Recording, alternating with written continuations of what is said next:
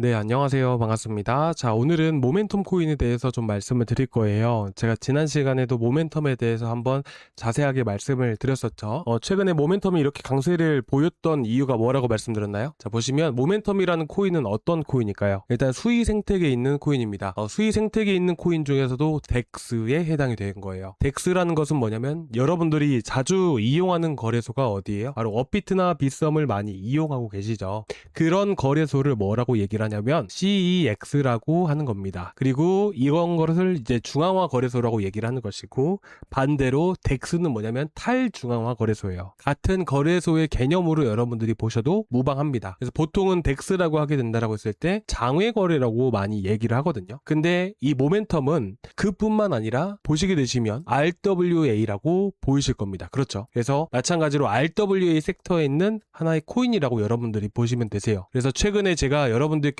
구독자방에도 같이 올려드렸다시피 이제 6월달 RWA 거래량이 전년 동기 대비해서 170배 이상 급증을 했다라는 거 한번 보여드렸었고, 그리고 최근에 보시게 되시면 자 이제 뭐도 올라가죠? RWA 대표 종목이죠. 대표 종목 바로 온도 파이낸스도 그래서 같이 급등을 보여주고 있는 겁니다. 그리고 당연히 전체 카테고리가 나와 있죠. 이 안에서 최근 24시간 동안 상승률이 가장 높은 걸 꼽아봐라 했을 때 보시면 뭐가 있나요? RWA라고 나와 있죠. 그렇죠. 그래서 최근에 수급들이 RWA로 되게 많이 쏠리고 있어요. 그래서 최근에 이제 가장 많이 급등했던 코인 중에 하나가 바로 리코인 84%인가 86%인가 올라왔고, 그리고 이어서 리코인은 현재 떨어지고 있죠. 그리고 후발주자인 온도 파이낸스라든지 모멘텀 코인이 현재 강세를 보이고 있는 거예요. 그러니까 왜 이렇게 급등을 하고 있고 왜 이렇게 올라가고 있는지를 여러분들께 현재 브리핑을 해드리고 있는 거죠. 근데 이거에 대해서 지금 결국에는 제가 흐름을 계속 말씀을 드리는데 이게 진짜 중요한 겁니다. 돈의 흐름이. 물론 이제 아무 이유 없이 펌핑 나오는 종목들도 분명히 있는데 대부분은 이유가 있거든요.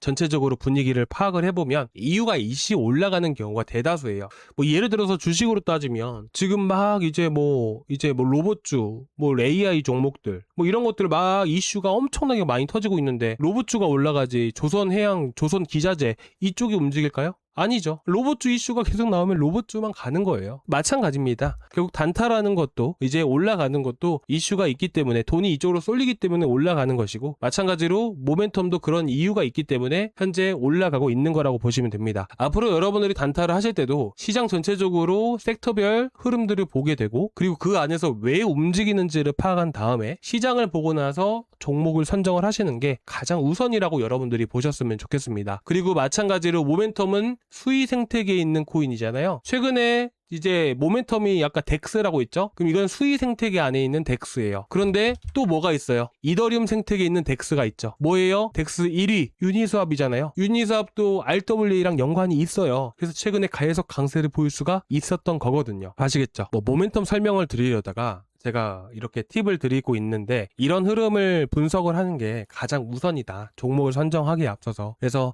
이런 것들을 여러분들이 앞으로 투자를 하실 때 신경 써서 분석을 해보시면 좋으실 것 같고, 제가 뭐 종목 선정을 하면서도 종목 설명도 드리면서도 어쨌든 이런 것들을 말씀을 드리고 있으니까 아마 투자하시는데도 도움이 조금이나마 되지 않을까라는 생각으로 이렇게 말씀을 드리고 있습니다. 자, 그래서 이 모멘텀에 대한 부분들, 목표가에 대한 부분들과 대응하는 방법을 기술적인 흐름대로 말씀을 드릴 건데, 일단 이거를 먼저 말씀드리고 그 다음에 이제 구독자분께서 이 모멘텀에 대한 타점 잡는 방법 이거를 계속 여쭤보세요. 제가 매일매일 말씀을 드리는데도 사실 어려울 수밖에 없거든요. 제가 보통 매매를 할 때 어떻게 진입을 하는지, 돌파 매매는 어떻게 하는 것인지, 자 이런 것들을 좀 자세하게 말씀드릴게요. 일단 목표가에 대한 부분들, 대응하는 방법에 대해서만 먼저 말씀을 드리고요. 자 그러면 빠르게 한번 보겠습니다. 자 목표가는 어떻게 잡을까요? 일단은 기본적으로 대부분 종목들이 신규 상장 종목은 아니죠. 신규 상장이면 위쪽에 매물이 없어요. 그러면 어디까지 움직일지 알기가 힘듭니다. 근데 대부분은 어떤 상태예요? 다 급락 나온 상태이고 바닥 지어가면서 상승세를 타고 있는 이런 흐름들이 일반적이잖아요. 그렇죠? 물론 모멘텀이 상대적으로 강한 건 있겠지만 대부분 다 앞에서 거래가 됐었습니다. 그럼 앞에서 거래가 됐다라는 의미는 어떻게 우리가 해석을 해볼 수가 있을까요? 당연히 매물이 많이 포진되어 있구나라는 것으로 해석해 볼 수가 있는 거예요. 이거는 여러분들뿐만 보는 게 아니고 거액으로 투자를 하시는, 거액으로 단타를 하시는 모든 분들이 다 해당되게 똑같이 봅니다. 그래서 우리도 같이 보는 거예요. 심리적인 저항 구간으로 볼 수가 있기 때문에. 그러면 그 구간을 우리가 판단을 했을 때 어떻게 판단을 하고 매물대가 많이 있는 위치들을 어떻게 분석을 하는 거냐면,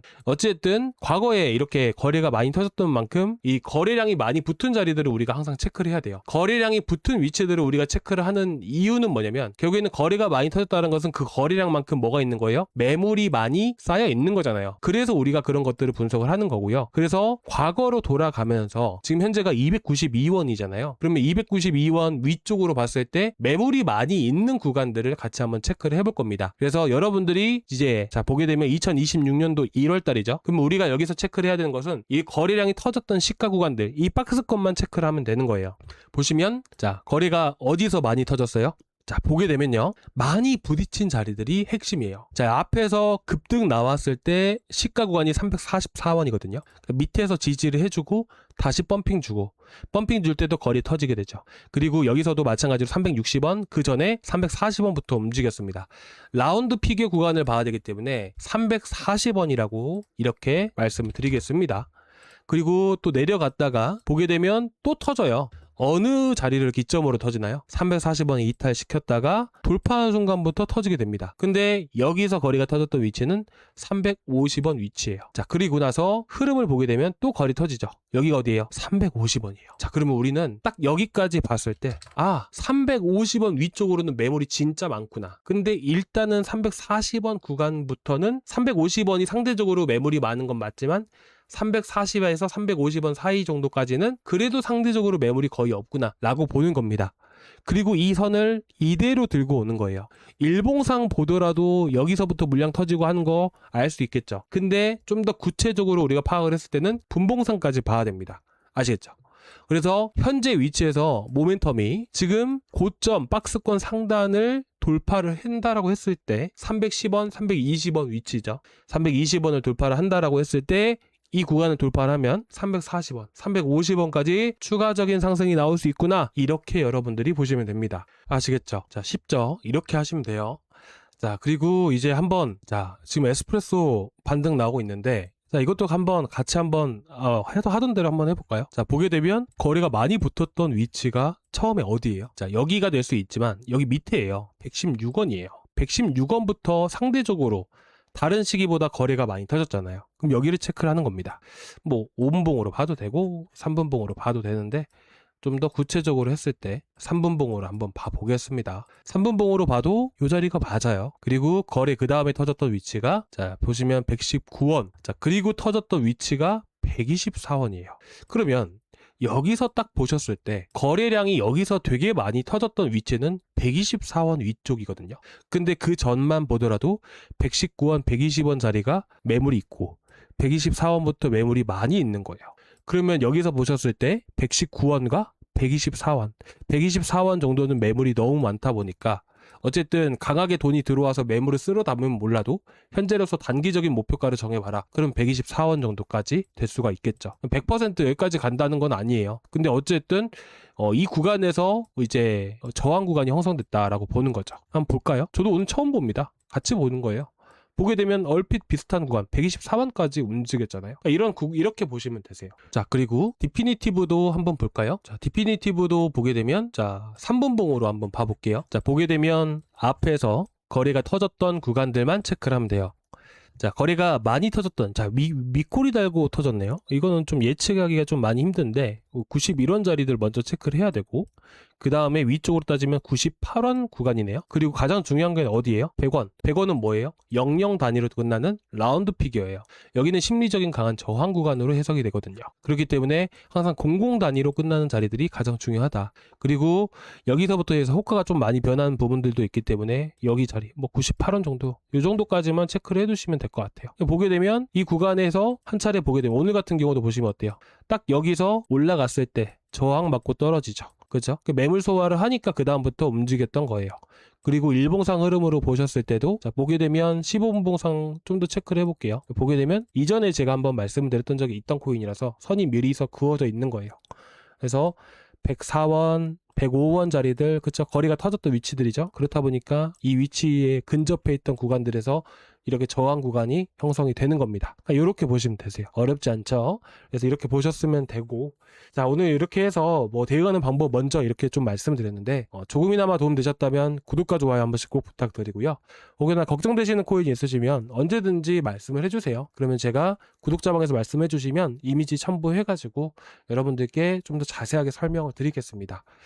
그리고 지금 제가 후반부에는 매매 타점 잡는 방법이나 이런 것들을 좀 말씀을 드리려고 했죠. 근데 시간이 조금 영상이 너무 길어져 가지고 제가 다음 영상에서 좀 말씀드릴게요. 일단은 보시면 제가 보통 어떻게 하는 거냐면, 이거는 제가 실제로 매매했던 매매 일지이고, 그리고 이제 두 가지 방법이 있습니다. 최근에는 이제 오전에 강세이고 시장이 오후 되면 떨어지는 경우가 많고, 오전에 잠깐 올렸다가 바로 떨어지는 경우가 많아서 돌파 매매를 되게 많이 하는데, 그러니까 이런 식으로 제가 한번 자세하게 설명을 드릴 거예요. 그리고 오늘 같은 경우도 매매할 게 딱 하나밖에 없어가지고 이제 삼성전자를 했는데, 보게 되면 제가 한 400주 정도 샀거든요. 400주 정도 사가지고 분할 매도 한 거예요. 이 자리에서 왜 들어갔는지, 돌파 매매 방법들, 이런 것들을 같이 공유를 해드리겠습니다. 다음 영상에서. 그래서 실전에서는 어떻게 쓰면 좋을지 이런 것들도 자세하게 말씀드릴 거고, 코인이나 주식이나 똑같아요. 그래서 결국 하는 방법은 결국 똑같거든요. 그러니까 매매 타점 잡는 방법이나 이런 것들을 같이 한번 공유해드리는 시간을 다음 시간에 갖도록 하겠습니다. 다음 영상도 잘 시청해 주시기 바라고 다음 시간에 또 뵙도록 하겠습니다. 감사합니다.